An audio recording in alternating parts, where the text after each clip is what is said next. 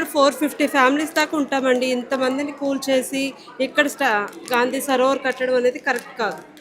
మేమందరం కూడా లీగల్గా ఉంటున్నాం, మొత్తం అంతా డాక్యుమెంటెడ్ అంతా ఉంది. మేము ట్యాక్స్ కడుతున్నాము.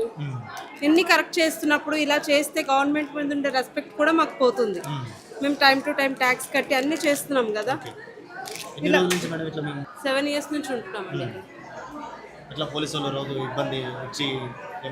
ఆల్మోస్ట్ 10 days నుంచి ఇష్యూ నడుస్తూనే ఉందండి.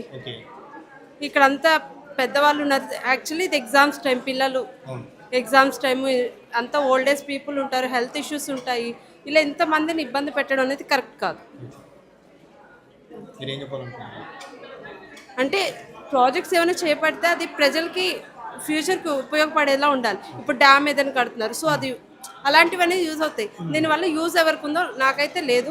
బట్ పెడతానంటే పెట్టుకోండి, ఏదైనా ఓపెన్ ప్లేస్గా. గవర్నమెంట్ ప్లేసెసే లేవా అండి? ఇలా ఇంతమంది ఉన్న అపార్ట్మెంట్ని కూల్ చేసి ఇక్కడ పెడతామనేది అస్సలు అయితే కరెక్ట్ కాదు. సో ఏదైనా ఓపెన్ ల్యాండ్స్లో పెట్టుకోండి, అలాంటివి చేసుకోండి. ఇక్కడైతే వద్దు. ఇంతమంది సఫర్ అవుతారు. ఒకరు ఇద్దరు కాదు కదండి, 450 ఫ్యామిలీస్. ఎవరికి నచ్చినట్టు వాళ్ళు కట్టుకుంటారు. అందరికీ 10 ఇల్లులు ఉండి ఇక్కడ ఉంటున్నారా? లేదు. అందరికీ ఇదే ఆప్షను, వేరే ఆప్షన్ లేదు మాకు. గవర్నమెంట్కి అలా కాదు కదండి, చాలా ఆప్షన్స్ ఉన్నాయి, వాళ్ళకి చాలా ల్యాండ్స్ ఉన్నాయి. ఇక్కడే చాలా చుట్టూ చాలా ఖాళీ ఉంది కదండి. సో అక్కడంతా కట్టుకోవచ్చు కదా, ఇక్కడే డెవలప్ చేయాలని ఏం లేదు కదా.